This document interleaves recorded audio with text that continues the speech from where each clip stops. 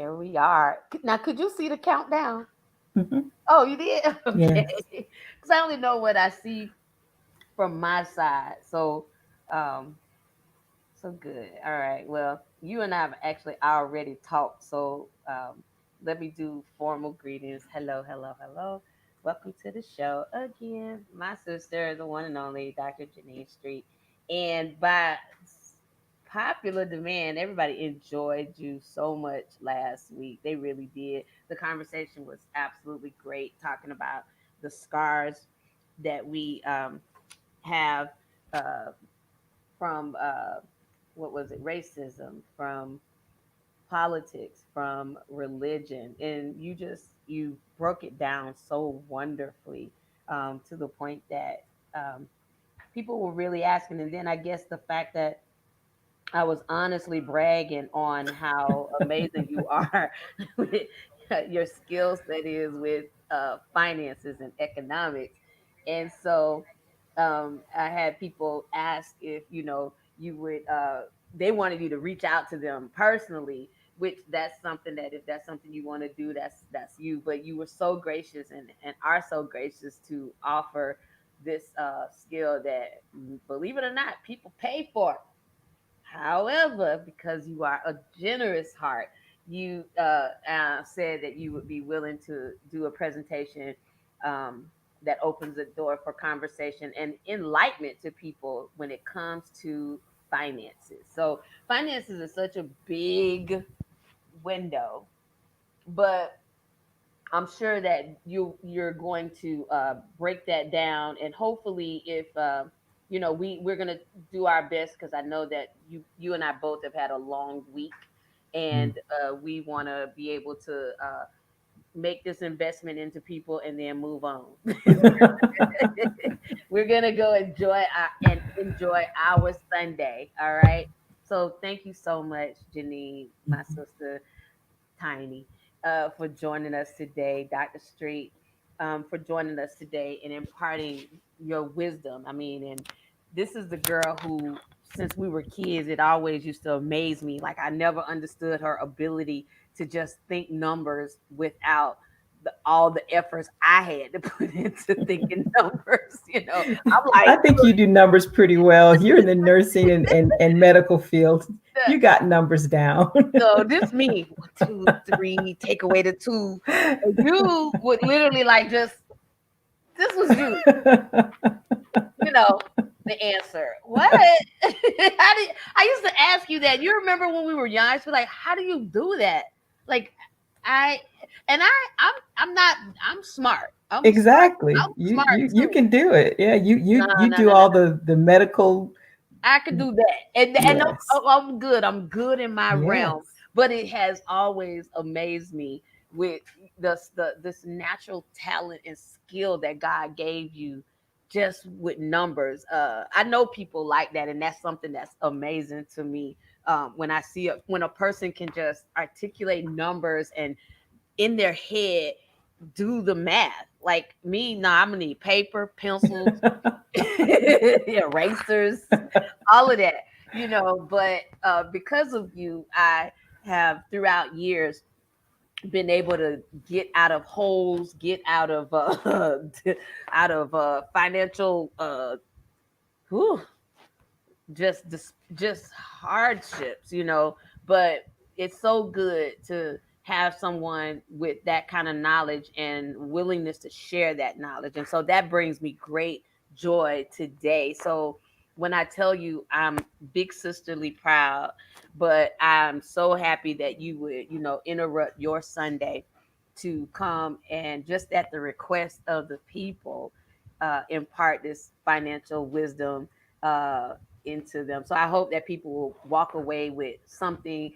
or it would open up questions to have a better financial future. Is that about good? And I Mhm. love the title of it. What is it? Dollars and cents. Cents. I like Yes. that. I love that. I really like it. You're very creative, sis. So without further ado, I'm gonna relinquish my stand at this point and allow you to make your presentation. Now, just so the let me just greet the audience. Thank you all for joining us. Thank you so much for taking time out of even your schedule. Thank you for requesting her. That means that I get my sister for 2 weekends in a row. That is a great thing Yes. because I just love her and it's so nice to just see her. But I know when she makes her presentation, it's very likely she won't. I'm not sure if you'll see her on the screen, but you'll see and hear her presentation. So if that's the case, just so you'll know what's going on. All right. So Janine, thank you so much, and I'll let you have the floor. Well, good afternoon. I guess depending on what time zone you're in, there it's about 1:15 or so, 1:10. Here it's 4:10, and so it's different time zones. And it's I just wanted to welcome you all to this is a session that I provide for members of my church, as well as I go to some high schools and colleges and present this information, as well as at work. I tend to present it primarily to women at work because I want to empower women to Mm, take hold of their financial future and not be afraid of what money is and what money can do, and not to invest too much power in money, because the way I always present it, money is a tool. We tend to, as people, we tend to invest more power in money than it should have. And so what I try to do is kind of remove some of the mystery around finances and wealth, and encourage individuals to be the mistress or master of their own financial destiny. So this is a session that I'm going to do. So I'm going to start sharing my screen, Lorenda. okay. Thank you. Let's see if we can work this out. Let's see how it goes. Can everyone see it okay? Hold on. Let me add it. There we go. There we go. Yes. Okay. So I'm going to see, make it a little bigger. So what this session has, I'm going to cover. It might seem like it's quite a lot, but I try to make it as clear and easy to follow as possible. So we're going to look at not only where we are now, but future trends, so that if you do decide to begin investing money, you'll have a process and a format to follow, again, to remove some of the uncertainty and the mystery around investing and around managing your own wealth, so that you can begin to create wealth for your family, for yourself, for future business, for a legacy that you want to have. So let's see if this will work. Um, because my last name is Street, I always try to have a kind of connection to Wall Street in the sense, but not to forget that we live our day in and day out lives, not in a financial bubble, but we live it, in our neighborhoods and in our communities and in our schools. So I try to make sure there's a connection between where we are on Main Street and what we want to see happen financially for us on Wall Street. And again, some people tend to think that it's gambling when you invest in money, and it could be if you approach investment with the wrong attitude. You should be approaching it not with a goal to get rich quick, because that's how you can inevitably fall into a poor financial state. But if you approach it with a long-term investment objective, long-term goals and planning, then it can become a source of wealth and financial growth for you. So I when I do this at with young people and at church, I always try to put it in the context of a biblical framework. When I do it at work, because I do work for the state, and that whole separation of church and state thing, I remove the direct references for church, but because I'm not going to deny God even in the presence of my coworkers, I still have in that particular presentation that I give at work, I do still mention that we have a spiritual connection that we need to maintain, and that spiritual connection tells us that what belongs to God belongs to God. And so I always mention a system of stewardship as it relates to tithing. At the workplace, we call it, offerings that you give to your place of worship. So I'm not trying to tell them, where or how, but how they should always maintain a connection Mm-hmm. to God, and through their financial wherewithal, be faithful in doing that. But because we are all on the same kind of the same boat in the same state of mind, I will talk explicitly about God's system of stewardship. So before the fall in the Garden of Eden, everything that God created was for Adam and Eve in the Garden of Eden. And what he required of them is that they take care of the garden, but he did keep a portion of the garden for himself. And as you all know, that portion of the garden was in the center. It was the tree of the knowledge of good and evil. And That's good. so, I'm sorry? No, I said that's good. Wow. Yes. So that what he was saying is he gave them the run of everything in the garden, but he said, of this, do not touch it, do not go near it.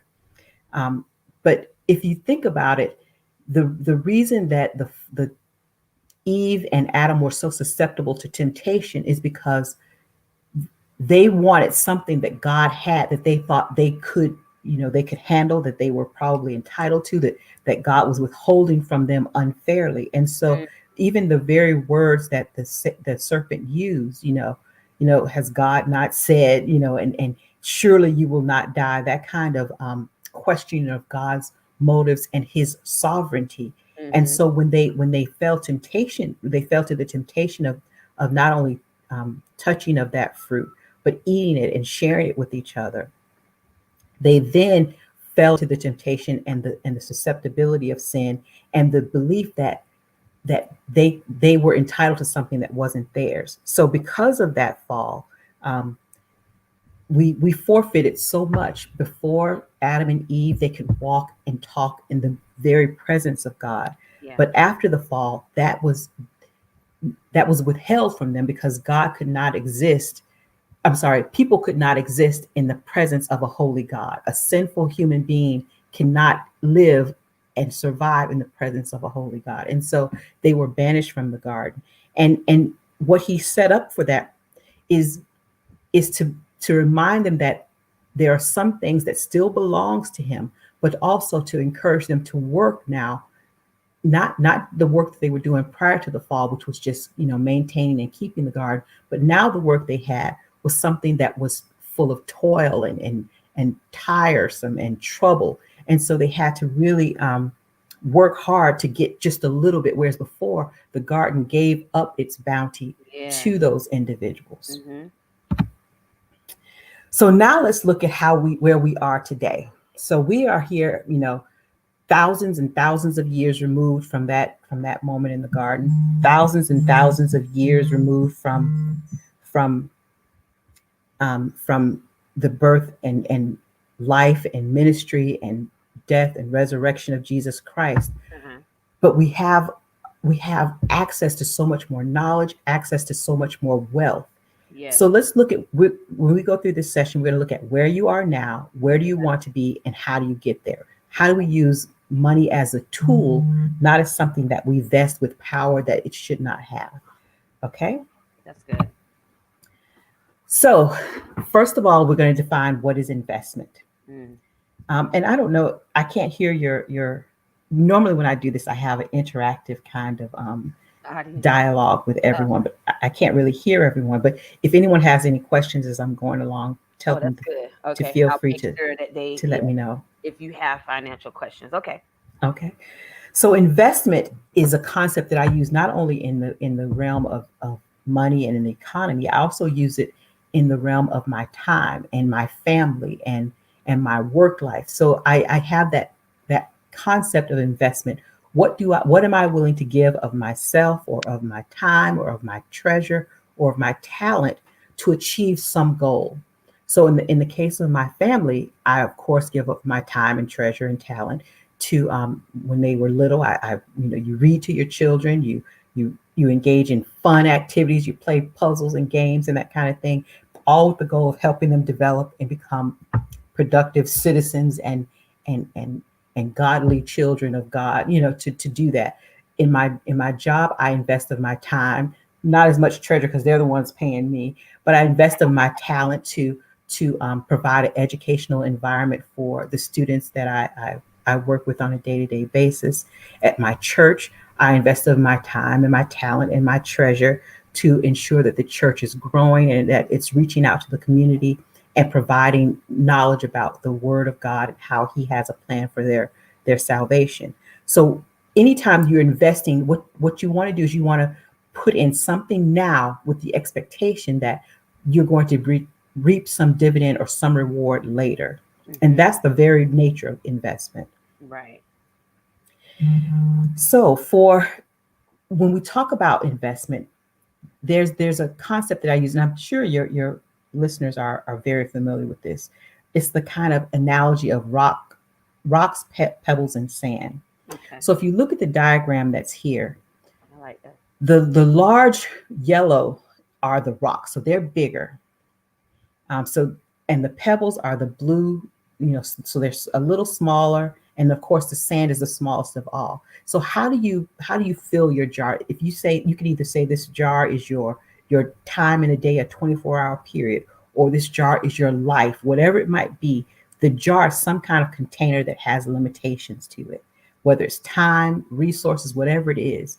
And how you fill this jar up is, it can determine the joy of your life. It can determine the stressors of your life. If you first start filling this jar up with sand, you don't have time for the bigger issues and the bigger concerns and the more important, weightier matters in your life. Mm-hmm. And so the rocks are the big things that matter to you. And for that, um, I put four things. So of course, if you would look at what goes in first, I put in first, what is my purpose and my spiritual connection to God? That has to be first. Um, then I put in the self, not to say that I'm selfish, but if I don't take care of myself first, then I'm not able to take care of my family. So if That's you think right. about on a plane, they always tell you, put your mask on first, then you reach over and put it onto your child, even though you know you love that child with all of your heart. But if you are not doing well, then it jeopardizes the safety of your child. Uh-huh. And then I put in family and then work. So those are if you put those in first, and they take up the bulk of the jar, then you're set.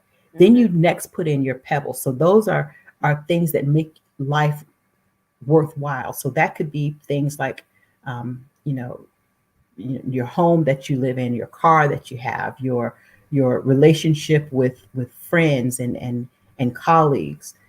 Those are pebbles. They're important to maintain, but they they make your life richer. And then, of course, sand is the last thing. And imagine you're putting this in a jar. When you first put those rocks in, they take up a lot of space, but there's still little cavities and little areas in there where the pebbles can kind of fit themselves through and sift down to the bottom. And Mm-hmm. then the same thing is true for sand. And the more you are able to pack into that jar, the richer your life will be. And the sand are just those small things: going on vacation, or reading a good book, or having a game night with friends, or going to see a movie. Again, if your life is not missing anything, if you don't have them, but if you do have them, it makes your life that much more rich. And notice that all of these things require some kind of financial resource to ensure that they're worthwhile, they're enjoyable. That's good. So any questions as I go along? No, I mean, so far no one has given me a question, Okay. but they this information, but I am kind of posting to break down some of the things you said, like what are the Okay. big things, being the big stones, what are the Hmm. pebbles, and what is the sand. So Okay. this is Okay. good. So they but they just know that you're welcome. She's opened the door for any questions that you have. So she'll address it as we go along. Thank you, Tiny. Mhm. Dr. Street. So as we look at investment, there are several aspects to investment that you have to consider to see how your investment strategy will pan out in the future. So there's an economic concept to it. There's a social aspect to it.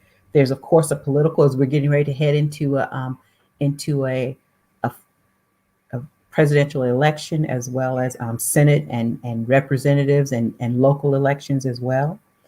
And then there's a technological aspect to your investment.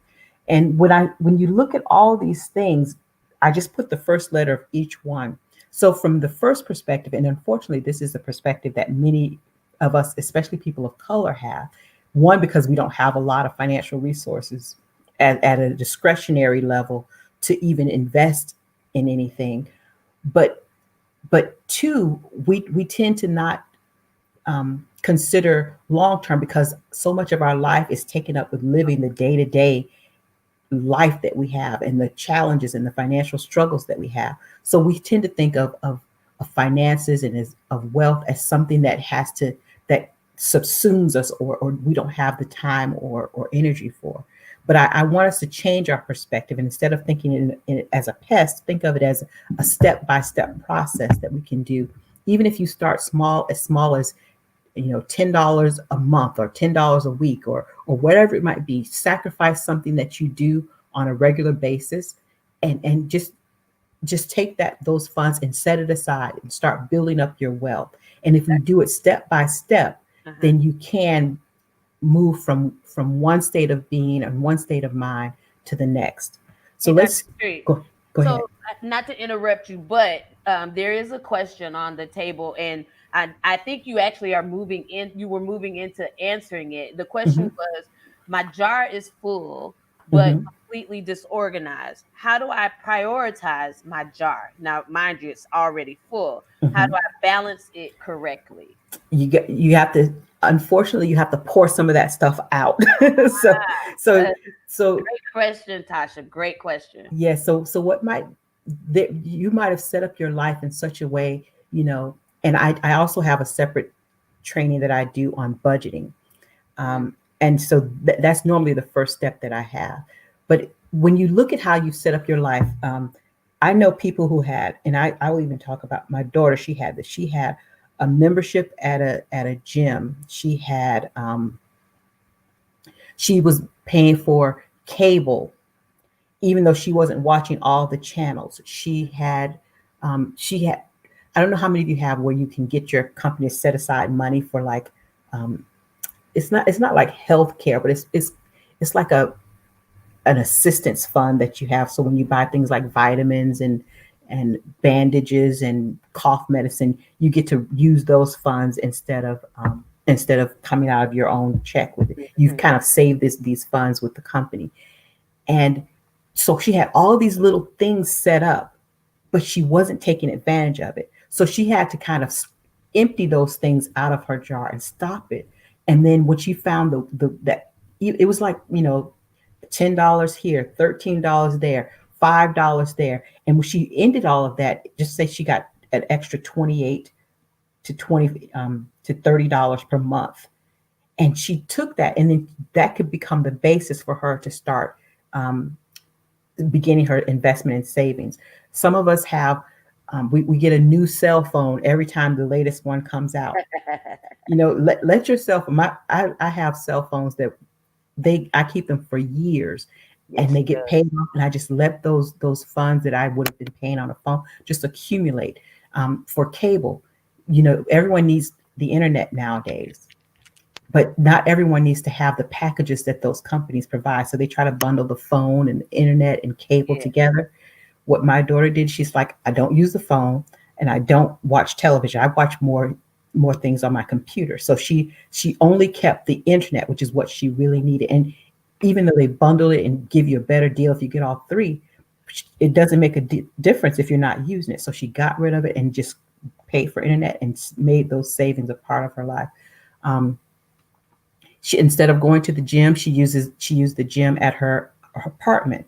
It was free, it was there, provided for everyone, and she would just go there and work out. Or she took up running and did, she did a marathon. So those are some of the things that you can do. And if after you've taken out all those things that you don't need to spend money on, Yeah. she doesn't get manicure. She gets one a month or something instead of every 2 weeks. She Right. um she does her own hair.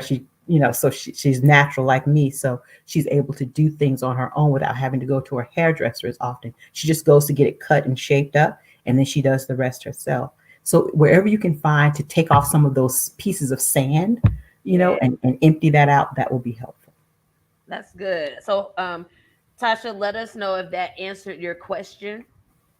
If you have more to it, but actually that was actually pretty good, and that's Mhm, something that we all, I'm sure that's a question or a situation we may all find ourselves in. I mhm, love that analogy about the jar. And in life, yeah, our jar is full of both the rocks, pebbles, and the sand. But I love how Tasha put it. She's open and willing to admit that it may be not proportioned well, and but your response is sometimes, and this is, I know I've been here in life where you just sometimes you just got to reorganize, and to mhm. reorganize you just have to pour the stuff out, Yep. put it back in. We just did that in my home, like wanted to some better workflow in the Mhm, house, and so that it would make more sense, because if I'm having to cross over and step over things, maybe I need to rethink the organization. So mhm. that's really good. So let us know. Of course, bring any of your questions, but hopefully, let me know, Tasha, if that suffice in your response, in her response. Okay, thank you. And I will add this one thing. Even after all of that, if there's still some need for additional resources, so maybe what you also might need to do is expand your jar, because some things you can't get rid of. So Good. what my daughter did is which after she cut out all of those unnecessary expenses, she had her own little small business that she would do on the side. So something that she enjoyed doing, which was crocheting. Yeah, Um, so she opened her own small business, and on the weekends she would go to this craft fair and sell the things that she had worked on, and they were very nice quality. I mean, and that brought in extra income for her. So yeah, it expanded the size of her jar to some extent. So that's also an option. If you have a hobby, or if you're musically inclined, you can give lessons to young people. Or if you know how to some people know how to cut hair, they can do that on the side. Other people know how to do artwork, or various other skills and talents that they might have that they don't realize could be marketable, and that other people might be willing to pay for. So that's a way to expand your jar if if some of the things that are in there you just can't get rid of. that's good. Just so you know, Dr. Street, Tasha said yes. That did answer her question. She says, I need to pour some things out. Thank you. Yes. And when you refill it back in, you can now reprioritize. Put those rocks in first. And Yeah, that once you get those priorities set, then you can add, maybe all the pebbles you had, you don't need them all back in there. that's Maybe good. some of the sand you had, you don't need, and maybe it's okay for you to have a semi full jar. You don't have to fill it all the way up. That's good. Oh God, that's good, sis. Okay, so here's another one, and I know and that's what you're here for. And I appreciate you so much, sister. I love you so much. So here's another question. Someone says, I have the tools, but not the discipline to adhere to them. I set up the budget, but it's difficult to adhere to. She says the flesh wants what it wants, and then she puts in parentheses confusing wants and needs. And she says, how do we overcome years of bad habits and possible spending addictions? Ooh, and now that's this is Sister Jen speaking, but this is probably applicable to many of us, especially in this COVID season that we're in, where people can't go to stores yet they will still feed their spending habits with Amazon Mhm, out, mhm, and with mhm. all of these other methods and means that we now use to shop with. So they've done psychological studies on this kind of thing, and there are 2 points I would bring up. First is that they've done research, and they say if you do something 3 times, it becomes a habit. I think 7 times, because Okay, you know I've given up uh, brownies more than once, but when it comes back, I could have gone 2 or 3 months without having them. But then that temptation comes, and I get it, and I break the habit. So what happens is you're kind of wearing down your resistance. So that's why I say 7 times. If you can resist something 7 times. So when you have that temptation to purchase something, I'm just going to say, in my case, um, I like I like potato chips. That's ooh. one of my weaknesses. I like sour cream and onion potato chips, Lay's preferably. And so what I try to do is when I get to that temptation, I when I go down the aisle, I will resist it. So the first time I resist it, okay, I feel really good about myself. The second time I resist it, I feel really good about myself. And that you have to do it. It's like I said, they say 3 times, and it becomes a habit because you kind of you've seen that you've done it once, you've seen that you've done it twice. You can do it the third time. I say do it 7 times, and then that whatever mechanism you put into your brain or your head to say no, I don't need that, you're instead of going on that same rut, you're charting a new path in your brain for why you don't need that. um, and I'm doing better. I really am, because I haven't bought sour cream and onion. Now I just buy barbecue. No, just but it really helps to resist that, and make it a conscious effort to resist. So if I don't know what your particular temptation is, maybe it's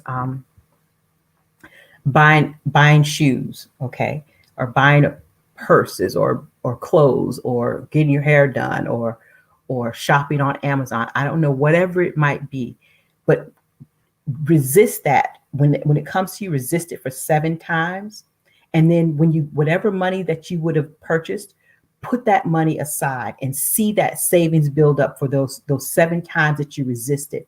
And then after that 7th time, count it up and see what you saved, and that will reinforce what you could do if you are able to continually resist it. Now, I'm not saying go without and suffer in silence and be miserable. As I said, what I've done is I don't buy sour cream and onion chips as much, but because I don't care for barbecue as much. When I buy it, that's my kind of outlet and release. But it takes me a longer time to eat them, because it's like, it's just barbecue. but Yeah. but the money that I've saved from not buying those, the chips that I typically like, you it adds up over time. And I have seen my grocery bill go down. And what I'll do is I'll buy grapefruits and oranges and apples and that kind of thing. And that, in fact, I just came back from the store buying that kind of thing. So it really helps. Amen. That's good. That's good. So just not to take you out, but because that's what we're here for, to talk Mhm. finances, right? So Jen, in response to your answer, she said yes. She said resist the devil and he will flee. Mhm. What she Mhm. said. Tasha also added, definitely applicable to me. She said, bad spending habits and putting the priorities of others in my jar. Yes. Ooh, Yes. That's a thing we often suffer from. yeah, Definitely. we are. Yeah, we can be very guilty of that. Mhm. And then what? And would you agree? It helps lead to bad management of Mhm. the financial responsibilities that we have. Because we think that we're being generous, but I think there may be a difference in being generous and being a good steward, Mhm. right? Yes. And I've been blessed to, because I followed this for a while. I've Hmm. been blessed to have accumulated, a good sized savings account, so that now when I help people, I help them on my terms, not Hmm. on their terms. That's And I don't loan money, but I say I will give it to you. And so you said, can I borrow $200? Like, no, but I'll give you 70. okay. So it's not what they want or need. It's what Yeah. I feel impressed by God and am able to afford. And then when they don't give it back to me, I don't feel bad, you know. That's interesting, that because that went along with, I don't know what your Sunday school lesson was this morning. For y'all that don't know, both we're two sisters and we both teach Sunday school. Our I mom, teach Sabbath school. okay, well, Mine Sabbath was yesterday. school. Oh, that's right, that's right. So she teaches Sabbath school. I teach Sunday school. So we got God covered for the weekend. but um but Sunday school for me this morning was talking about, it was about loving your enemies. But one of the things that Jesus was teaching about, remember, in Luke 6, and he was teaching, he told them, he was telling them how to go about this demonstration of loving your enemies, and a lot of it had to do with finances, because he was saying if you give to someone, give not expecting Mm-hmm. in return. Yep. He was like, if they take your if they take your cloak, give them your coat also. Mm-hmm. If Mm-hmm. they, you know what I'm saying. And so he was a big part of that was how we handle Yep. our possessions, our things, which when in hearing what you're talking about today, it even adds that makes it even more applicable to me this morning of how even how God is so big and a part and so much a part of our the Mm-hmm. financial part of who we are. You know, my Yes. money also speaks about me and how I Yes. worship. My Yes. money, my possessions speak about me and how I worship. Because if I'm a hoarder, Mm-hmm. right? That's If not good either. no, if I'm not generous to people, and if I'm not well mannered in how I take care of things, I have a responsibility, Mm-hmm. with how I handle. I like that what you said. If you ask me for 200, and I know that's not in my thing, but I will generously give you 70, because that's something that I know I don't. I'm not putting. You're not putting yourself in a strain, and you're Mm-hmm. being honest and true and wise with what God has blessed you with. Because He Mm-hmm. didn't tell us, we'll give everything away, and then we can't pay our bills, and then we looking sideways at somebody else because we don't help them get over, but they like, well, thanks. And they Mm-hmm. don't went on, Mm-hmm. right? And I never want because I don't invest money with power. I never want my ability to help someone to become something that I resent. So that's why I want to be helpful to people, but I Yeah. don't want to feel like I'm being taken advantage of. So that's why I always help on my terms. And that it just Good. helps me preserve relationships as You well. know what, Tiny Dr. Street? That's good because I've been in that position, sis, Hmm. where I did something out of the goodness of my heart.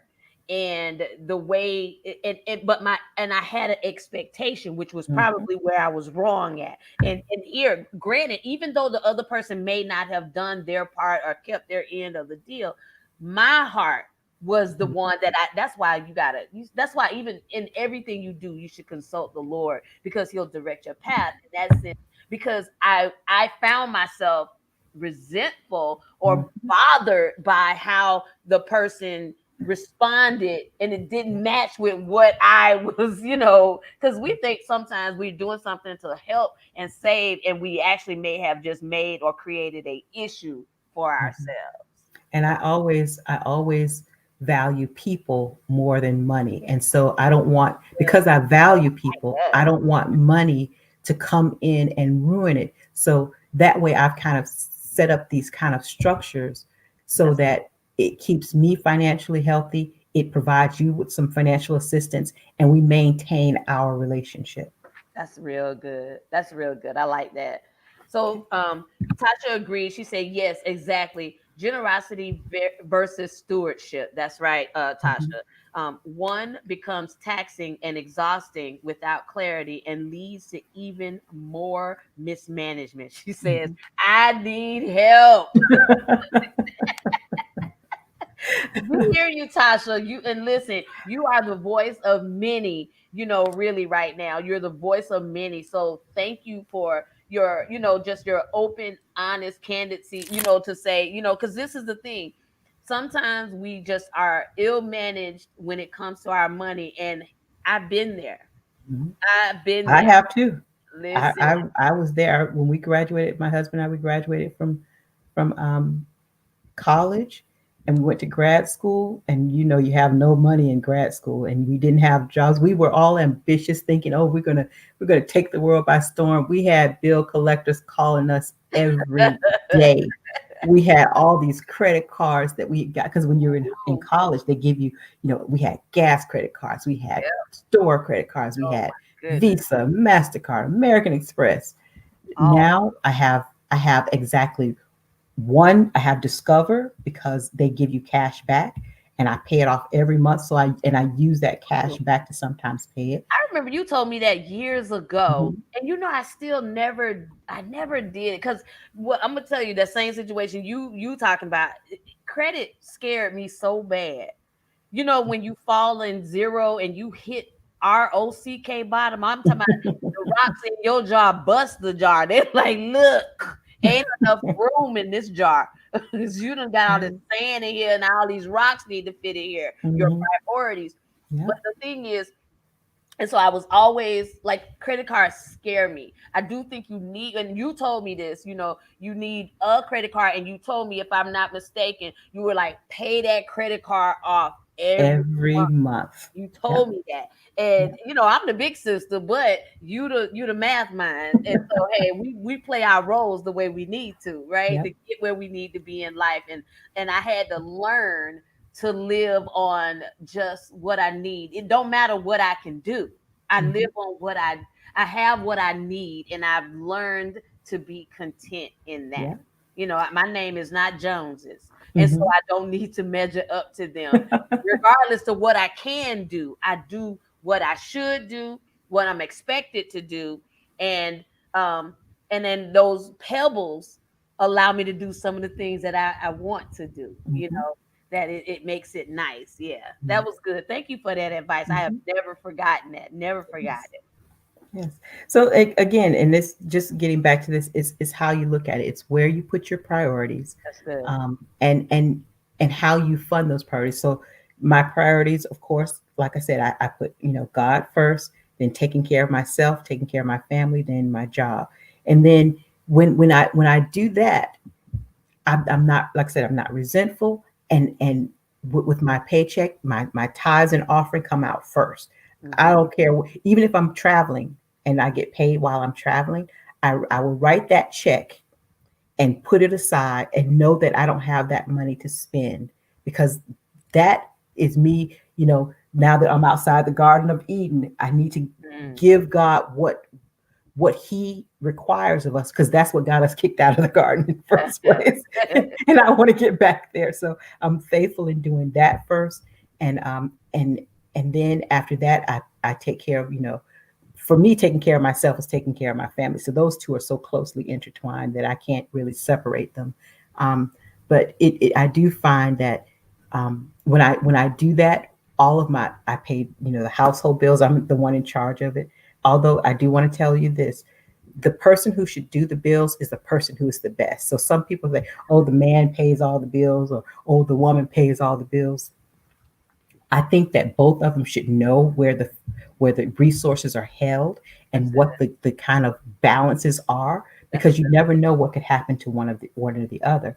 But the person who is the best at doing it and who manages it well should be the person who does it. Don't get caught up in stereotypes and male versus female. Right. I just happen to be the best at doing it, so I do it. I did, because I wanted my husband to know how how our finances were. I put him in charge of it for a whole year so he could see, and it also helps him to understand where our money goes. Because Uh-huh. if all you do is spend and you don't see the bills being paid, you might get this Mm. false conception that, oh, we have money, we can do whatever we want to. Yeah. But that year that I gave him to pay all the bills, he paid. He was responsible for the mortgage, the car payments, the insurance, the credit card bills, the school tuition and loan payments, all of those things. And he got a chance to see, wow, we have to really manage it. Now, of course, I gave him a year, but I took it back after 9 months because I just couldn't take it anymore. It's like, okay, I got to do it. but but he did see what it was about. And Yeah. so now, because he knows how our funds are spent, and we trust each other, and we discuss and communicate, then it makes it easier now when I tell him, okay, you have to cut back on spending this month, because we have to pay our son's tuition bill, or you have a little extra money, you can probably buy that computer that you were interested in buying, or just different things. But it's a conversation that we have now. Well, you touched on something that could take on its own entire subject when you're talking about how finances in the household, Hmm. in a family unit, because not even just between a husband and a wife, you even have your children, because Hmm. they are a part of your financial, responsibilities as well, or obligations, or heartaches, or whatever, however you look at it, but so that's actually a really, I mean, it literally could take a life on. But I Mhm. like that you said something about, you said a simple four-letter word, and that's trust.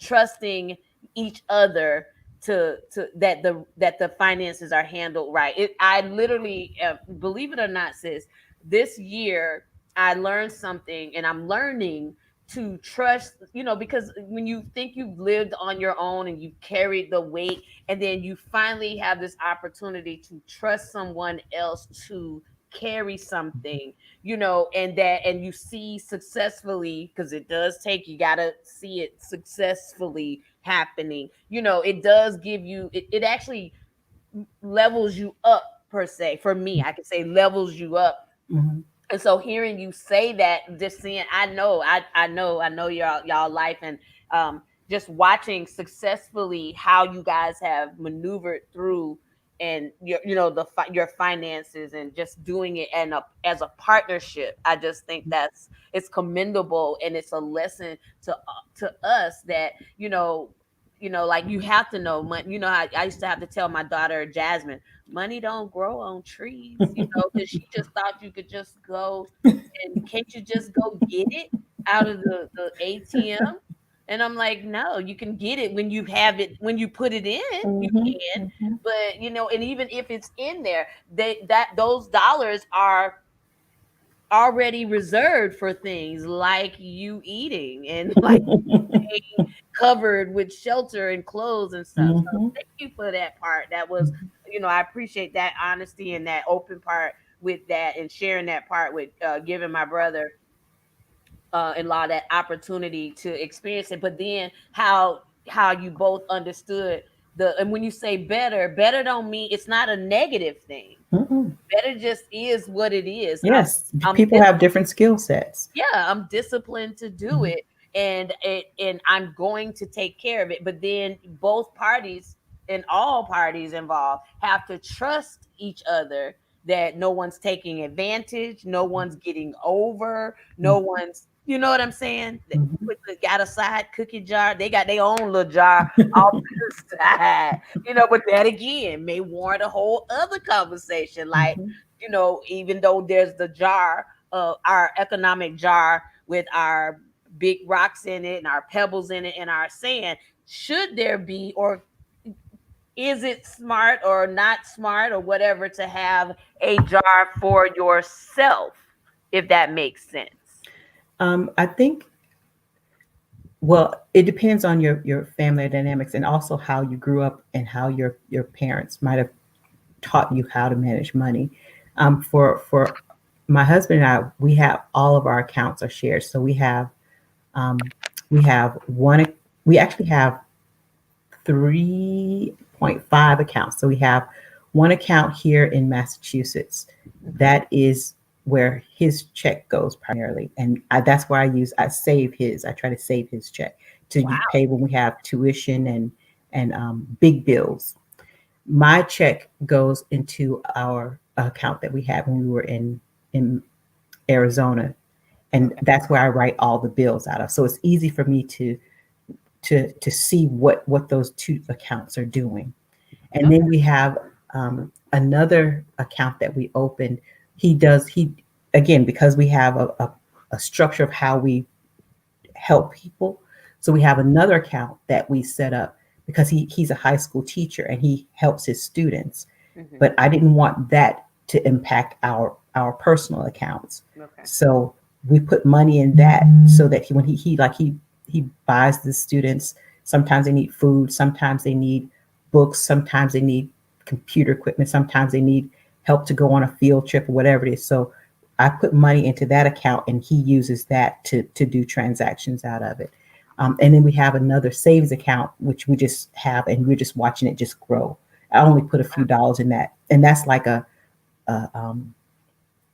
it's just like a growing account that we can do something with maybe in the future, go on vacation or something. Now, Um, only because you said, like, is there an advantage having the accounts in different states? Or oh, yeah. Okay. So the reason we did that, so the one that's there, the account that is out of state is the one that we have the checking account for. So it's I don't have an ATM for that. So it's hard to get money out of it except with a check. So Okay. that provides some discipline for me. I didn't The even know check, people the still account wrote that's checks. here. Say it again. I didn't even know people still wrote checks. I do. I'm old fashioned I'm like, they still write checks. because I write checks because when I go back and do my taxes, I have physical evidence. So if I get audited, I can say, yes, this is what I paid. I pay all of my bills with checks as well as my donations because I give to various charities. So Okay. I document it in that checking account and I have proof of it when I do my taxes. Okay. Okay. Okay. I But was just other than asking that, only because you said it. I'm like, oh, okay. Like, do and I need to go open a account, a no, checking no, most account people for don't. That's I'm still that? old school that way. Okay. Okay. I just didn't know. I thought maybe there was an advantage to it. Like, why would um, they do that? for record keeping, like I said, because we itemize our taxes. So I like having proof because I want to make sure that if we get audited, I have the physical documentation of it. Okay. Okay. That's good. Thank you for that. All right. Okay, so I'm going to go through this because I do want to get to one particular exercise. So Okay. so these are the steps. So if you're going to start investing, these are the things I recommend that you consider of the type of company you want to invest in. So remember, we let's go back to the previous one. We had social, technological, economic, and political. So that's step. So looking at this slide here, some of the things you should consider is the company that you want to invest in. Does it have a social justice motif and motto to it? Does it show personal concern for others? Does it invest in its employees? Does it care about its customers? Yeah. Are they responsible? Do they pay it forward? For example, do they provide assistance to the employees if they want to take off days for volunteering, that kind of thing, and they're making sure that they are sharing in the burden of being citizens of this country. Okay. Look, another thing to look for is teamwork and diversity, making sure that the company is as diverse as possible. And a lot of companies hopefully they're seeing what's happening in the country and are, if they haven't been diverse, they're trying to make steps to become more diverse. I am particularly supportive of female-owned businesses, and that's just my own personal goals. And when it comes to investing, and Okay. then making sure they should also share resources. And then another thing you can look at is it environmentally sound? A lot of the environmental um, hardships that we bear in communities of color is because we have traditionally been pushed into those areas that are the most heavily polluted, the most heavily um, utilized in the sense that it's older communities, and so they're worn out, and they tend to put us as people of color in those, and then making sure they have ethical clarity. And then the fourth thing I would require of you for investing is you have to be passionate about the companies that you're investing in. Don't just invest in it because you think it's going to have a good return, but be passionate about why you want to invest in that company. Yes. That's good. So how do we do investing? So there are three elements for investing. What type of asset do you want to invest in? How much risk do you want to take? And how long do you have to invest? Okay. So for some of us, we have our own internal assets. So we have we have our education, we have our abilities to use computers and cell phones and live streaming activities. um, our social Yes. awareness of who we are and where we are and what we want to do. For the risk, we have to maintain an awareness of global issues. We see what's happening in the world. I was just looking at, I think, Bosnia and in that Baltic region, they're getting ready to start up some craziness again. Some risk associated with climate change and, of course, the social change that we see. We don't know what's going to happen, and how do we invest to take advantage of those things.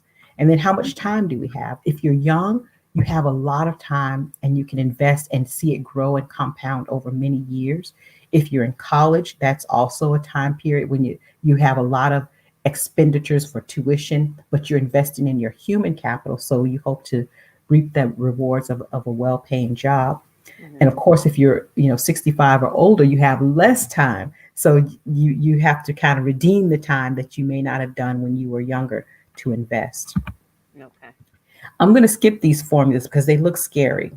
But what this basically says is the future value of your investment is equal to the dollar amount that you have today multiplied by 1 plus an interest rate raised to the power of time. So all this means is if you look at the relationship between future value and present value, the higher that, can you see my Yes. okay. So this present value means how much do you put up today? Uh-huh. The greater this number is, the greater this number is. Okay. Oh, Another okay. thing is the interest rate. If you earn 5% interest versus 8% interest, the higher the interest rate, the higher this number is. Okay. And then finally, the number of years in.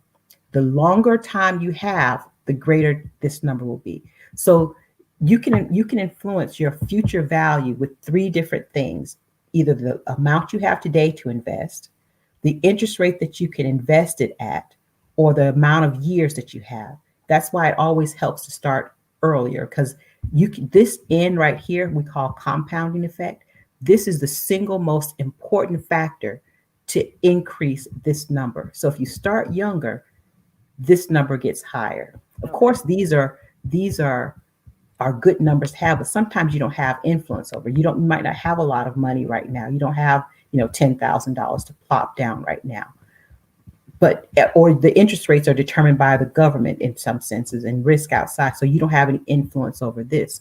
But this you can if you just start now. You can This is the easiest number to impact, which is the number of years until retirement. Okay. Okay. And ignore this again. Don't let this formula scare you. What it's saying is that, so this is the same future value that we see here, right? Let me see. See Right. the same future value is the same Yeah. as it was before. The difference between the this formula and the other formula is this is, instead of having $10,000 as a lump sum that you can put down right now, you can just take a few small amounts. So instead of doing $1,000 a year, say you did $10 a month. It might be hard for you to get to that big $1,000 amount, but you Right. can do $10 a month for a long period of time, and you can start, doing your investment on a small kind of basis. I can't see my, oh, there it is, on a small basis to try and get that same compounding effect. And we call this dollar cost averaging, which means that even when the stock market is low, you buy the same things. When the stock market goes high, you buy the same things. You might be buying less of it when the prices are high, but you're still investing so that over time, when it averages it out, because the market is going to go up and the market is going to go down. As you Right. average it out over time, you're still increasing your net worth. So, and is that in like how do you know? Oh, okay, never mind. I see your next screen. You get Okay. to go into what I was going to ask. So these are the things that I'm going to suggest that everyone consider investing in. If you're young, like I would say, your mid 20s, early 30s, you should primarily invest in stocks. As you get older, start moving into bonds and mutual funds. And as you get, and even real estate, you can, a REIT is a real estate investment trust. So not all of us can invest in multiple houses, but there are some assets on the stock market where they have combined portfolios of land, so commercial property, and when you buy that particular asset, you are investing in the growth potential for real estate without having to actually own the piece of land itself, because it's Uh-huh. hard for you to buy, spend $100,000 for real estate, but you can buy, you know 5 shares of a real estate investment trust at $50 each, and you are able to take advantage of the increases in real estate as they occur over time. And of course, as you get older, then you should, when you get closer to retirement age, you should start moving some of your assets into cash or cash-like assets, um, and that so you won't be susceptible to the ups and downs of the market when you're close to retirement. Okay. So when you say that though, like, so putting it into age perspective in what Mhm, smart, ways to invest. So if I was younger, um, like still back in school, college, the mhm. stocks, you're saying make those investments and you basically kind of leave it there. Yes, and you continue to invest in that. So I'll I have another presentation that shows this. I don't know if it's on this one, but if we said a portfolio is made up of these five assets and you have 100% of your portfolio on these five, when you're younger, you should probably have like 75 to 80% of your portfolio in stocks. Oh, You can okay. also invest in bonds if you want to, but it's not going to return as much. But say you're risk averse and you don't want to put it all in stocks and be nervous all the time. So you can put, 10 to 15% in bonds. Mutual funds and index funds and ETFs, those are like, it's like they buy a lot of stocks together, put them into a portfolio and sell off little pieces of that. So you can do a mutual fund that is made up all of stocks. So it's still giving you the stock performance and return without all the risk of having it only in one stock. And then real estate, as I said before, is how you can invest in real estate without having to go out and buy property. You can just invest in a real estate investment trust and get the performance from the real estate without having to spend huge amounts of dollar to get that return. And then Is of that course, real chancy? A real estate? no, not really, because a real estate investment trust. So I'm trying to think. Y'all are California. in California. So what are some big shopping malls there that are still doing well? Very few of them are. I don't, girl, you know I don't go. Well, suppose let's just say that you have what are some of your grocery stores? So Vons was one of them, Right, right. and Bond. say that you have maybe there's a shopping center that has a Starbucks. Well, those companies don't own that. Some of them don't own that particular building.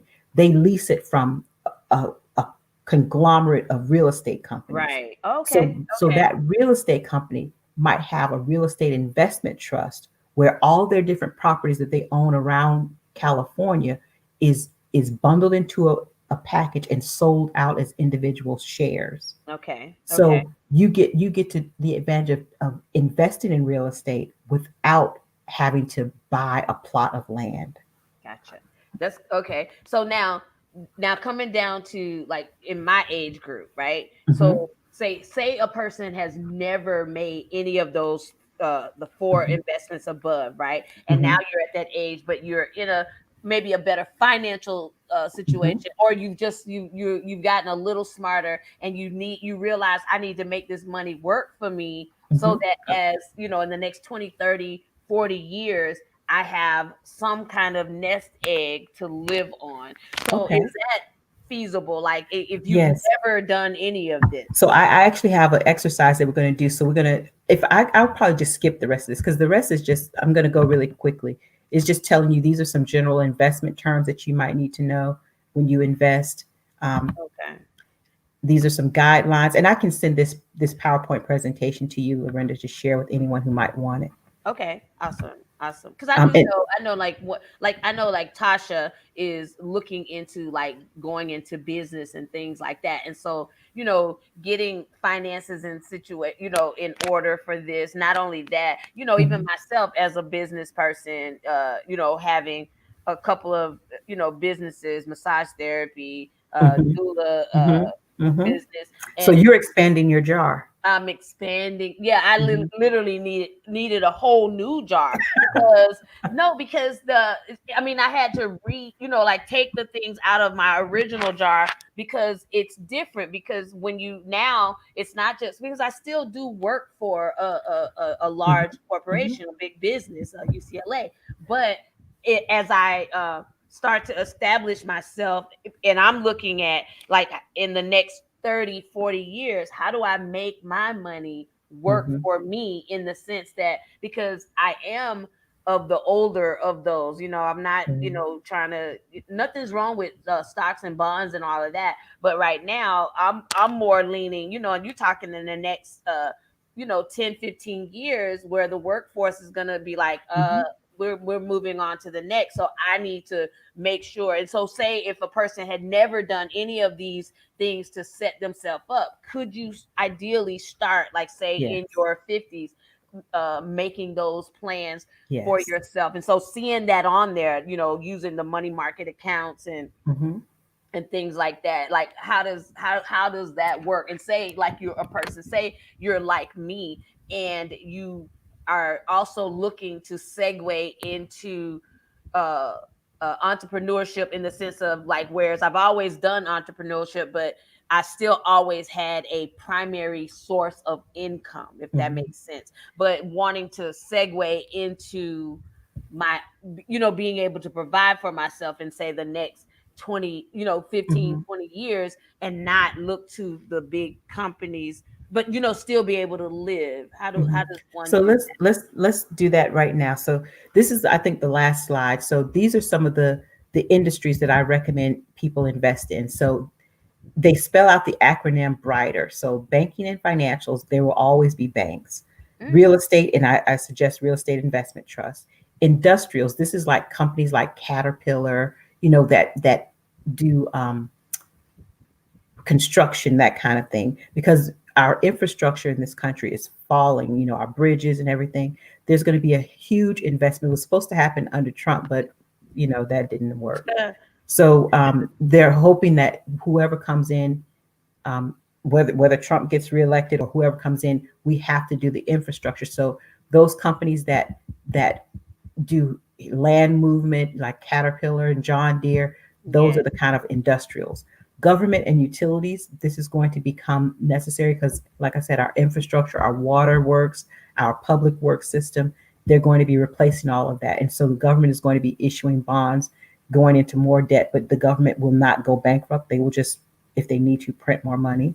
Healthcare, we have an aging population, so healthcare is going Yeah. to be increasing. Technology and IT security is going to be a growth area for investment, as is energy. And when I say energy, I'm not talking about your traditional oil and gas, but sustainable energy processes are going to be the norm going forward. And Yeah. then retail consumer, there's pent up demand because people have not been buying during this COVID 19 Okay. era. So that's going to, believe it or not, take off. We might be buying in a different way. We won't be going to malls as we used to, but people have pent up demand for retail. Yeah. So now I'm going to show this really quickly because this is an example of what I want to, I'm going to show my next screen. Okay. It's going to be, it's going to be an exercise Okay. doing exactly what you said you wanted to do. And I want to get some individuals to give me some examples of this. Okay. So what you see before you, I'm going to have to make it a little smaller. I don't see it yet though. Oh, Oh, did you put it? Oh, no, no, no. That's on me. My apologies. oh, I- okay. Okay. I'm just okay. There we go. Okay, so this is actually, let me make this a little larger. This is a Excel spreadsheet that I created because I want to have people get an example of how they can start right now. So these Okay. yellow boxes here show where we put numbers in, and we're going to watch this change as your investment time goes forward. So our current year, we're just going to say it's 2020. Okay. And when do you retire? So let's say you retire in what, 15 years? Girl, I don't know. What is it? 20 years? I want that. Who? I, 10 years? girl, that's a lot right there. But let's go 10. So I'm that makes it trying not to 2030. work for nobody like that. Okay, So so when you say 2030. retire, are you talking about retire from work, period, where I'm looking to, uh, either the government or my investments to pay me? Right. Okay, so then in that case, yeah. So yeah, like yeah, we're talking uh maybe what 20, 15 years, let's say. So that's 2035 then. Okay. All I did was just add 15 years to the Lord current have year. mercy. That Okay. sounds so far away. Okay, now what you see, I don't know, did you see what happened when I changed it? Look at Uh-huh. these. So Oh, the pies. Okay. I'm going to put it back to see how it's shifting. So this is Yes. a responsive spreadsheet. As you change the numbers, it's going to change it automatically. So Oh, I your might original need to have you help investment, me to make one of these. say it again. I said I might need one. Might need you to help me make one. Okay. So what's your original investment? How much do you think you have to put in? Uh, I have 1,000 here. Is that too? yeah, 1,000 is A yeah, thousand is good. yes. How much would you want to make each month? How much additional investment each month? Outside of the 1,000, or is the 1,000 the top A investment? thousand is what you put in first, and then every month after that, you add this amount for Okay, so additional. let's say we'll say the 100. Okay, keep it at 100. Yeah, And how? What's your? Don't be optimistic. What's your life expectancy after retire? You want to live for 15 years, 20 years? You expect? You hope? after retirement, yeah, I would say a minute. I would say 25 years. Okay. So look, I'm changing this now. Watch what happens with these. Okay. So now let's go down. So I have the inputs now. Now, remember, you have 15 years to retirement. So you might not want to have so much held up in stock because that's riskier. So Yeah, these numbers have to add up to 100. So tell me what numbers you want to have. So of your $1,000, what percentage would you want to put in stock or stock funds? I probably wouldn't. I probably would want to move my money. I like the explanation on real estate. Um, on real estate, I do. I mean, bonds. Yeah, I just don't want to lock at this season. I wouldn't want to lock my money up. Okay. Now that's the thing about investment. So if you're putting that thousand in there, it's staying in there for 15 years. You're not going to go and take it out. But you're saying into what I'm putting it in. Right. You can always change it, but let me give you this word of advice. Okay. Stock grows the fastest. And Okay. because you have 15 years, you can get 15 years worth of growth out of stock. Now, you might not be comfortable with 70%, but you should have something in stock. Okay, that's good to know. Okay. Okay. So, I mean, like for me, like I would have to have you as my financial advisor to tell me like what is the best thing I because think you should. I don't think you should do individual stocks. I think you should do stock funds because that has okay, some diversity already. okay. So, what percentage? More than 50? Less than 50? 50%. 50? Okay. Yeah, So we need to. You see what happened now. You see I it's changing. do. How much would you Yeah. want in bonds? Bonds return the lowest amount. That's what I was looking at. I was really, you know, only because of the explanation on stocks, I was really more looking into the real estate and the Okay. cash. So you want to keep bonds at 10% or you want to go lower? So let's go 40% on the stocks, Okay. and then we could keep it at 10% on bonds. ETFs and index funds are funds that mirror the stock market or the Standard and Poor's S&P 500. So So would you recommend keeping some money in that? I would because you can they these are like top tier stocks that will survive most economic downturns. Okay. So we'll excuse me. We would okay, I'll stay at 10%. You're at 70, you need to get to 100. So you're going to have to raise these numbers really high. I am gonna raise those numbers Okay? So high. what do you want real estate to be? My real estate would be so I would do what so what is that? What I'm at 70%. Mhm. You need to get 30% out of something. So I would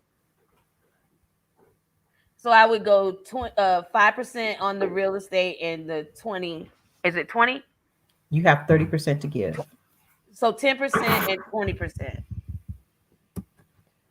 You putting 20% in cash? You don't think I should do that? No, cash earns exactly 0.0015% Oh earnings. Lord. See, and I'm thinking of because that's what that well, then I misunderstood what you asked because I'm thinking of the my age and not locking my money up. But you're looking at You're what not in your 60s yet. When you get into your I 60, like 65 or so, you should put more into cash. But you have 15 years of earning. You should I got have more up here. So you okay. want to make this 20%, you said? No, so then but I'm glad we're using me as an example. This does not mean this is true. But Mhm. but so let's increase the stock You back have to 15%. You want to put 50, make this no, 55? I want to increase the stock. Yeah, I want to increase that to You said 55? Yeah, because you have 15% still to put somewhere. Yeah. So let's increase the stock. Yes. Yes. Okay. Okay. So now let's look and see.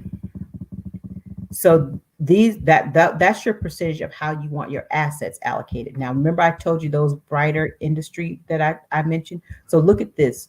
This is the 5-year return for these industries. The highest industries are banking, industrials, healthcare, technology, and retail. The lowest are government, energy, and real estate. Wow. So how do you have 100%? How do you want to divide this 100% up? Some of them you could put zero. You don't have to have anything there at all if you don't want. So of course, obviously, uh, my banking I would want, and I have. So Tasha also has her numbers that she would love to see Okay, her. so when we finish, you will do her next. Okay, we Okay. got you, Tasha. Get so this is honestly like you really need to know your work and know what's going on. I appreciate you, Tiny Dr. Hmm, Street, so much. no problem. This makes me really because I it makes me now know. Let me call this girl when we're done, so I can get this stuff right.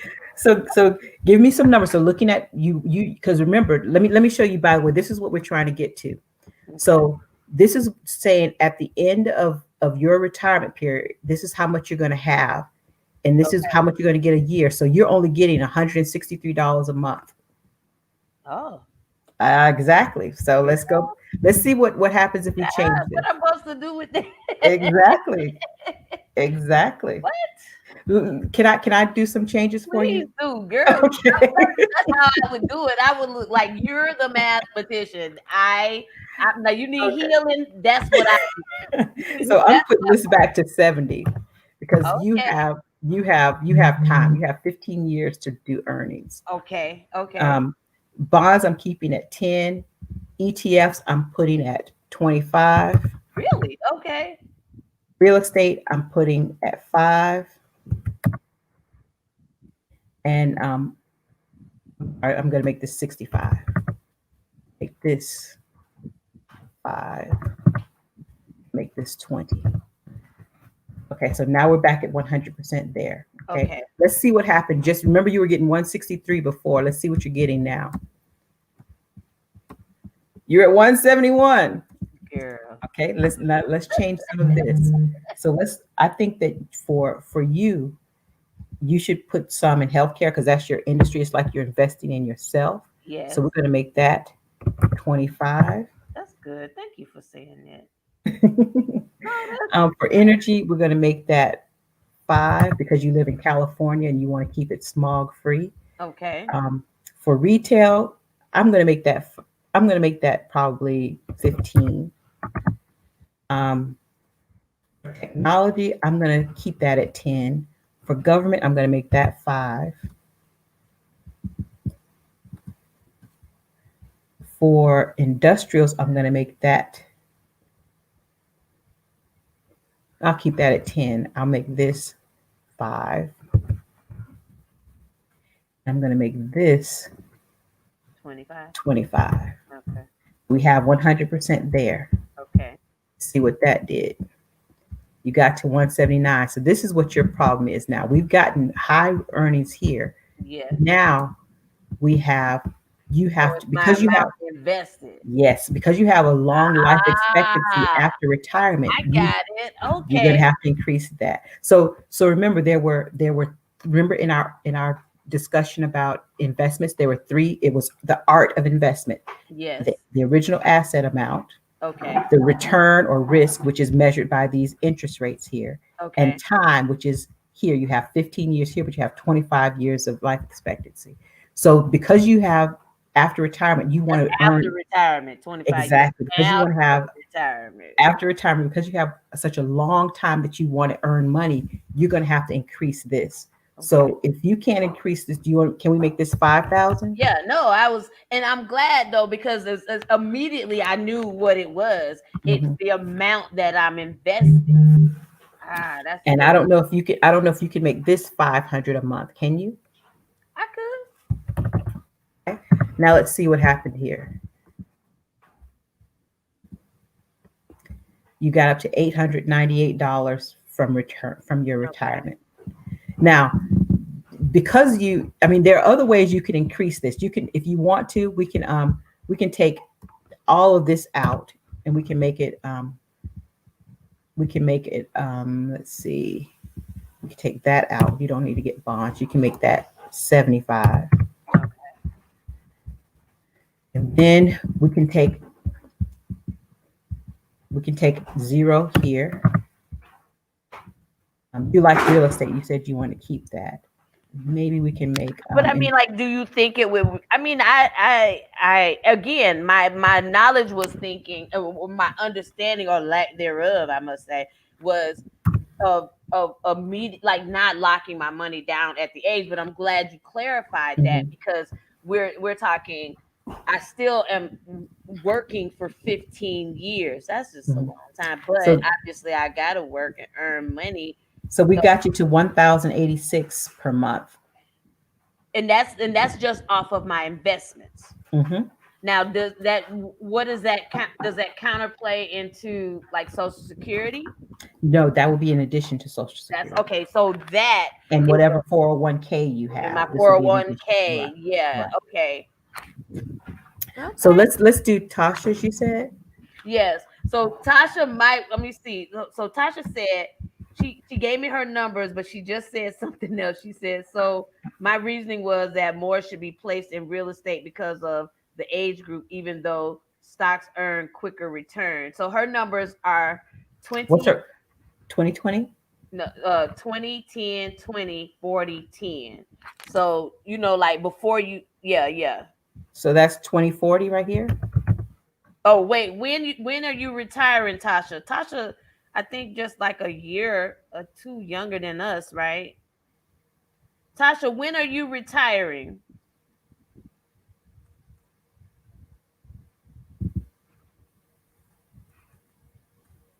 She hasn't said yet, but Okay. I think, if I'm not mistaken, Tasha is no more than a year or two And you younger. can always work longer if you want to. What's the original investment? We can always come back to that. Okay, yeah. So Tasha, she would need your original investment. And you could kind of see like how we had to finagle with the numbers and change numbers. So, and just to try to get the best return back.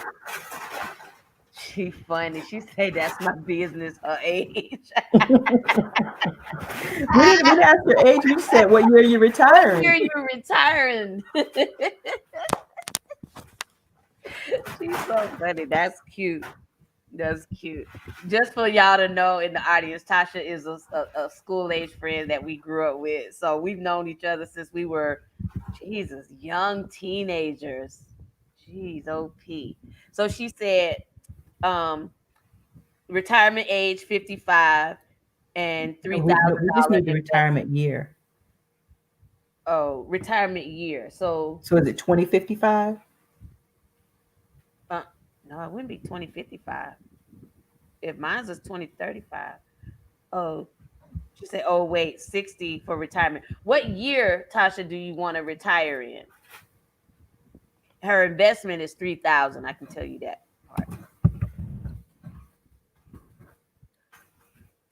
What year will you retire? 60. That would be. It's almost close to. It's almost 15 years. Like, So 2035. I think so. Okay. And the additional investment each month. What's your additional investment? She said, yeah, she said 2035. You're right. What's your additional investment, Tasha?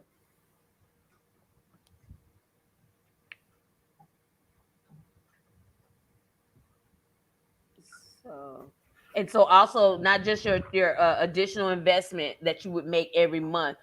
Also, what is your life expectancy after you retire? We're not putting a death sentence on you, but how long do you plan to live after you retire? Because then that way she can, if you watching the screen, you can see what all she needs. What's funny is, while you're doing that, Dr. Street, you can see the pie already was Hmm. making its adjustments. I don't. Tasha, are you? Oh, here she goes. She said I keep talking to the screen, but y'all can't hear me. No. She said 350 a month for the next 20 to 30 years. And she, oh no, she said, and she wants to her life expectancy. So you might as well say 30 years. She's saying 30 years. Okay, and how does she want it invested? Now, Stock. like Tasha, if you see the screen, I know you talking to the screen, but how uh man, if you send me your email address, I could just get you on the screen. That'll make it so much easier. If you inbox me your email address, I don't know. I don't think I have it, Tasha.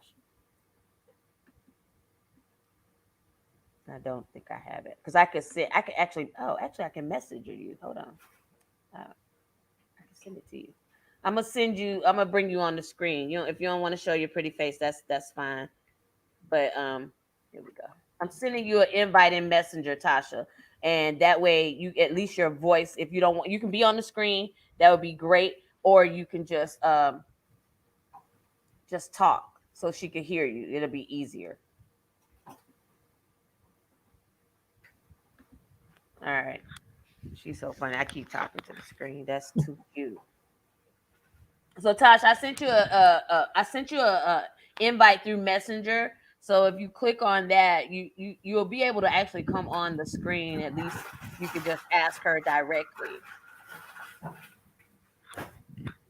because that's the only way. Like, because there's a lot. Oh, she said give her a second. Okay, awesome. This is Dr. Street, this is actually great because it makes me look at it, and I mean, like, wow, to create this. One of the viewers, which is a sweet friend of mine's, Miss Benita, she said if I just knew a fourth of what Dr. Street knows. Wow. I know, Sister Benita, this growing up with this walking calculator, living and breathing calculator. uh I tell you though, but it has been a blessing to me. It has been a blessing in my life. It really has. And wow, so like thinking about like how you broke that down, and I'm saying this, but you can correct me. The information, this is proven information in regards to how these entities work, like the banking and finance. This is like these are not just guesstimations. These are Well, actually, they are. If you go to any investment advisor, they will tell you that past performance is not an indicator of future performance. So these returns are based on 5 years ago. So okay. they That's could good. do well, but remember when the banks had the economic collapse in 2008, and no one expected it, and they started losing money, and some of them went out of business. That was unexpected, but in general, for the past 5 years, this is an average of the return in that particular industry. And so this has this little disclaimer, says the return rate for stock I see it. or Yeah. stock funds are proportional based on 5-year returns. The other return rates are fixed and based on historical performances. And then down here, I have a statement about annuity amounts. Um, it assumes that at retirement, whatever you earned in your investments are placed into some kind of cash CD or money market account, and it's earning about 3% per year. But we don't know what that is the case, because that's what they're earning now. They could go up or it could go down. Okay. So Dr. Street, she's saying her apologies, but she couldn't get it to work for whatever That's reason.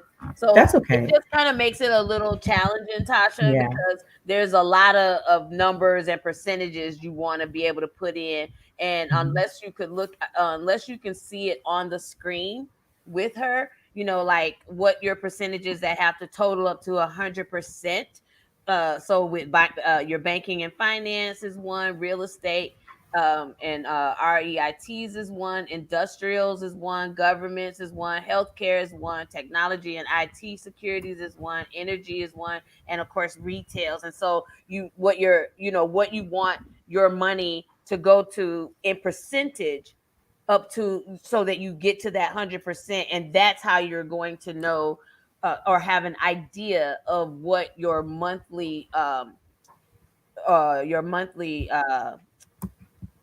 what's my brain just Your monthly annuity. monthly and annuity would be coming back to you. Hmm. Uh, And remember, this is supplemented hopefully by your Social Security and your right. 401k and any other kind of pension benefits you might have. Here's a question. Well, she was saying you could just input any numbers, but I think looking at mines, it gives a good idea of Hmm. the way she worked me through it. That's why and I would say, and you could correct me if I'm wrong, Dr. G, is if it's really good when you're making these, unless you're a business guru and you know the stocks and the market and Hmm. all that. You really want someone that you can trust that will help you invest your money well, Hmm. right? Because I this stuff, like, it makes more sense right now while as you go through it. And so it does make me understand the power of my money and what it can and has the ability to do. But I think there's another part to think of, is like when you make that investment, you have to make it knowing that it's something you can lose, right? Yes, and that you don't need right now. If you need that, in her case, if she needs that $3,000 a year from now or 2 years from now, she shouldn't invest it. That's good. Yeah, that's good. Now, is it how wrong or how bad is it to invest small? Like, so remember when I started off with the 1,000, but say if that was all I really could afford Hmm. to do, just knowing that my my monthly annuity coming back is not going to be great, and you won't be able to live off of that, but it still is a supplement Hmm. So, nonetheless, so right? let's put it back to, let's say 1,000 that you had before and the 100. And I think you had 20 25. years, 25. Okay. Yeah. Child, don't be trying to kill me early. Let's see if that's the same number we had from before. No, that can't be it. What did I change before? Was your retirement 2030 or It was 2035? 2030 because it's 15 years. 2020 to 2030? Oh, that's just 10. So 20. Yeah, we said. Oh, so it must be 2035. Yeah. And we got it up to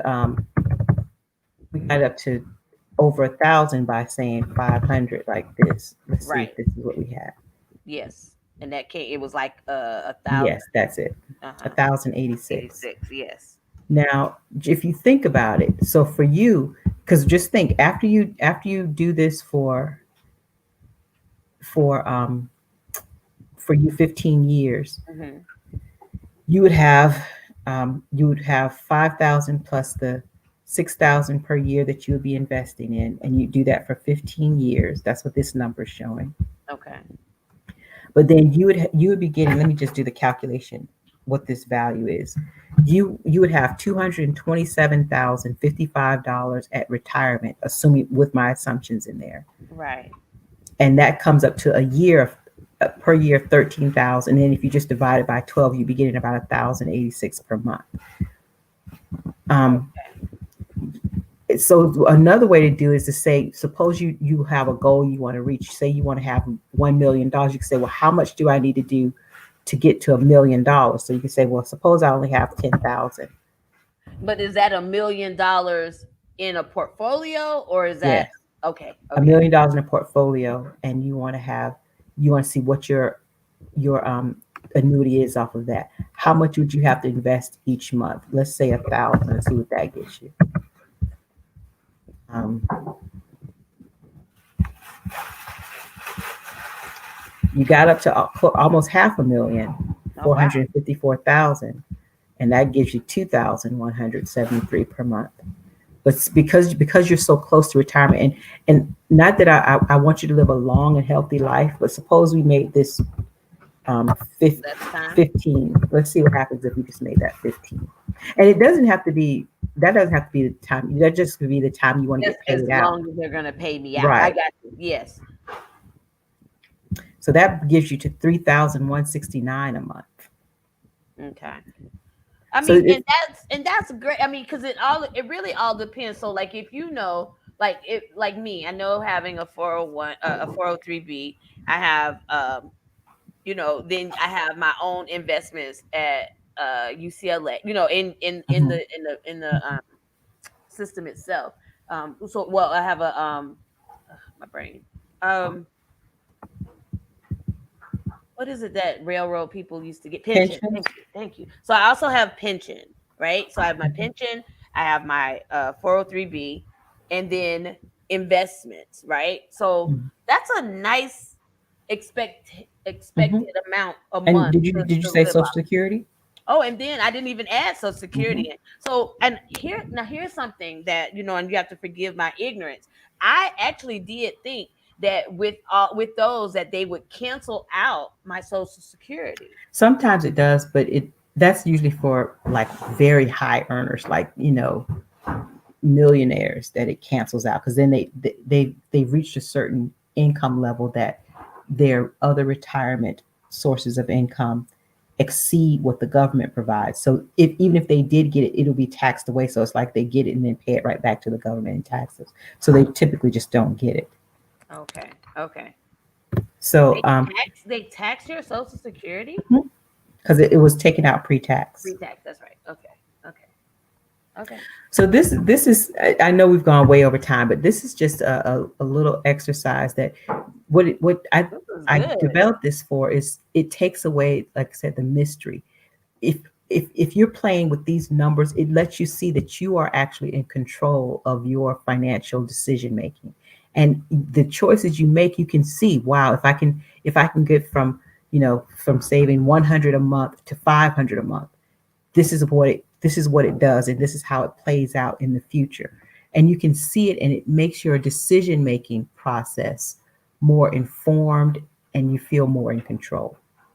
Yeah. And having you explain it so well, like really, even now, it makes me realize, okay, I need to, let me see what I need to do in for these investments, because this extra money coming in, this supplement, because we don't know what the future holds. I don't know if once I'm not working in the corporate world anymore, I don't know I don't know what my health is going to be like Mhm. in 20, 30 years. I have no idea what that's going to be like. I have no idea what my needs are going to be in that Mhm. time period. So I want to be able to set myself up in a way that, one, I don't want to hope that my kids will take care of me. Right, Not right. that they wouldn't. I just don't want to hope that they would. I Hmm. don't want to, be in a position that I can't make choices. Say I need to have certain health care. I have certain healthcare needs, but because I'm not set up well, now I'm subject to whatever the government decides to give to me. I don't want that. And I don't. And I'm going to just stop sharing so everybody can see you clearly. Oh, okay. Okay, is that okay? Or No, no, please. okay. That's fine. No, thank you so much.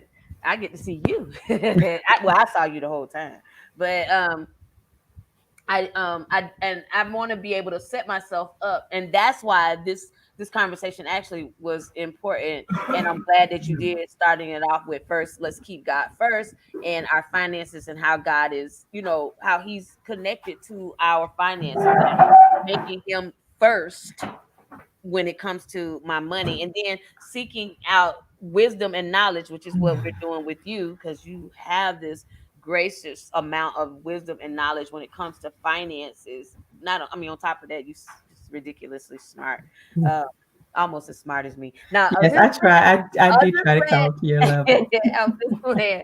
But you know what I'm saying, like, so it really, this opened my eyes, and I'm so glad that they ask for this, because you helped me realize, like, I need to make sure that I'm putting things into place, and maybe my investment, maybe what I thought, like, thinking of that, what did I say initially, the 1,000. Hmm. Because, and I'll tell you the truth, the reason why I would say 1,000 is because 1,000 seems safe, Yes. it seemed easier to do. But if I'm truly going to invest in my future, I may need to dig deep, and make Hmm. the actual investment. Why? Because the end of it, the end result, is what I really want when I'm gonna need it in the next 20 to Right. 20 20 20 20 25 years.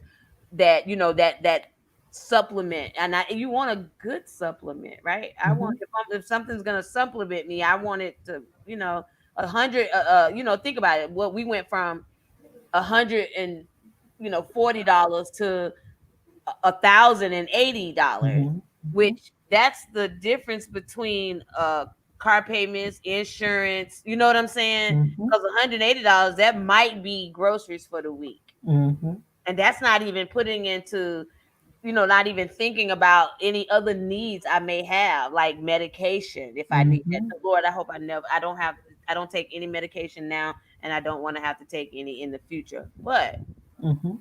I don't know what the next 20 to 25 But it years. also it provides you with the opportunity to see what you can sacrifice, because Mm, I always start, and when I talk about investment, you have to know what is your goal, what are you trying to get to, and then you work your way back from that. So if you know that you want to have, um, in your case, say you want to have a investment value of $200,000, so you can get that $1,000 per month, then what allows you to get to that point? okay. Oh, that's That's keep me good. up too Now, in the so morning is lit Ted like asked a question. He wanted to know, will the slides and the spreadsheet be made available to Mhm. us? So she will make that available to us. I'll send it to you, and you send it out to whoever needs it. Awesome. Thank you. So this was powerful. It was really good. It was very enlightening. It was actually more than I thought we would get. And I'm glad I'm not the guinea pig. You actually just helped me. She is somebody that I trust. And when I come into my glory, she will be the one handling all the numbers. Yes, yes, yes. That was always the plan. I think little kids, I always said, whenever I come into my glory, she gonna be the one that will handle the finances. She will be 100% responsible for making sure, one, because she's trustworthy. Two, she know how to handle money, and she don't mind you going on a fast so you can put Yeah. financial situation that is going to benefit you. Yes. Janine, Dr. Street, my sister, my only sister, my Mhm. friend, my very, very dear friend. I thank you so much. You've given us an hour and 40 plus minutes of your valuable time. You shared a lesson with us that most people pay good money to go to conferences for or do all this. They even listen, trust me, people doing it online now. They charge people to come here online, you know, these this information. And so I appreciate you Mhm. more than you really are. You're the best sister. Yeah, you're my only sister, but you're the best a sister could have. I appreciate. Well, you are quite welcome. I'm glad. I hope it really helps I everyone think I to, think it again, did. not be afraid of it. You control your financial destiny. You just have to put in the investment, and just work at it, and be willing to sacrifice to get to your end goals. So, That's good. That's so good. So before I'm gonna give you back your time. Thank you so much. But let me just run through here and just make sure. Um, I hate, Tasha, that we couldn't put your numbers in and all, but when she sends it to me, I'll send it out to you. She said, but Tasha did say thanks for the demonstration. She said, Tiny, thanks for sharing your knowledge and your expertise with us. She said she loves us both. We love you too, Tasha. you're She quite said she would welcome. like a copy of it. As soon as she sends it to me, Tosh, I'll send it out to you. I'll send it to you right now. A copy of the financial conversations with the financial doctor. I know that's right. Amen. Thank you so much, Brother Steve. I appreciate you all. Hey, Sister Cheryl, you all for joining in and just being in, those that hung out and got this this is good knowledge. This is for your future. Just like there are things I can tell you for your health, these are things she can tell you for your financial future. And get this, I don't think, are you teaching? I know you're a professor, but are you still teaching? I teach students. We have two investment portfolios. We start out with $100,000 in each of them, and so I teach the two students in the two investment portfolio groups how to do analysis. And so our portfolios are now worth Wow. each about one is worth 117,000 at last count. The other one is worth, I think, 127,000. So we're at 200 and about $240,000 in those portfolios. Wow. So, wow. So these are people who, what are their, the outcome of employment? Like, what kind of work will they be doing? They can go into investment banking, or they can go into wealth management. They can work like with Fidelity or a wealth management firm or something like that. Wow. Okay. See, I'm so proud of you. I'm so proud to call her my sister. I am. And I call a lot of people my sis, my sister, but this is my actual real sister. Like we came from the same womb. We have Yep, the same, we call the same beautiful chocolate skinned woman mommy. We yep. sure did. We yeah. And I can remember, I don't know, Dr. Street, if you remember when mommy was in school and we used to sit up and we Hmm. would be helping her with her homework, but we Yep, were little. We were like what 7 and 8 years old. And I can remember learning shorthand. I yep. remember You learned that. I could not do that. I That was, learned shorthand, and that was just like I thought about. I was like, we we have been students all of our life. You know, our mother was a natural born teacher, and so we were always learning, even when she was learning. And so here we are, both, even in our professions, we are gifted to still to be able to teach in our line of profession. How amazing is that? How good is God? And we weren't born with silver spoons in our mouth. I don't even think oh, we yeah. had We just copper had stainless steel or plastic plastic maybe. plastic spoons. Yeah, So I we just sent it to you, so you have both files. awesome. Thank you, sis. Thank you so much. Okay, so I don't know what you ate. Yep, I just got it right now. So I'll send that out to those who want it. If you want it, just let me know. Tasha, I'll send it to you. But thank you so much, Tiny. I appreciate you. I You're love you welcome. so much. You're welcome. Uh what are you gonna eat? I don't know. I'll probably do I don't know, something vegetarian. Artist ain't cook. No, everybody's working on different things. So Everybody, I know it's a different yeah, time. Kira's in her room. Ours is here working on something, and we have another meeting at 6 o'clock that we both have to get ready for. So, Okay. Hey, what you gonna do? well, y'all are an amazing family. You're an example to me. You always have been. I love all of y'all. I really do. You've done The well. feeling is mutual, So most definitely. thank you. Well, blessings. Do you have tomorrow off for late? What? You have tomorrow off, don't you? What is tomorrow? What is tomorrow? Well, maybe I thought it was Labor Day, or No, maybe it's not Labor Labor Day. Day. No, Indigenous Peoples Day. We have that off. You know what? I literally just read that a lot of states have moved from calling it Columbus Yeah, Day to Indigenous people. I actually just read that last night. yeah. So, but yeah, we don't have it off. Oh, because So we're a state institution, we have it off, so yeah, we're home. well, no, but, I mean, we get a lot of those holidays off, but I don't know, maybe because we used to get it off, but I think that they just decided they just won't Yeah. even, yeah, recognize. Most places don't have it. It's mainly Yeah, state entities but that no, have it. yeah. So no, I'm actually in Santa Monica tomorrow teaching Okay. all day. Okay. Well, So be safe, I take will. care, and God willing, you have a lovely, lovely week. All right, sis. I Okay. love you so much. Bye All right. bye.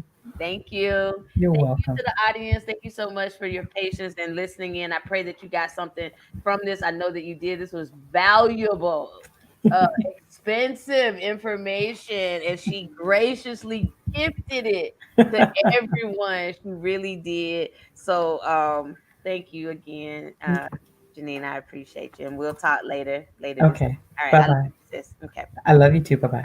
Have an amazing day to the audience. Y'all have a blessed day. I got to get ready. I'm gonna eat and I'm gonna go and get my to my walk in. It's a beautiful day in the neighborhood, and this has been amazing. So thank you, thank you, thank you. All right, I'll talk to you guys later. Have a blessed week.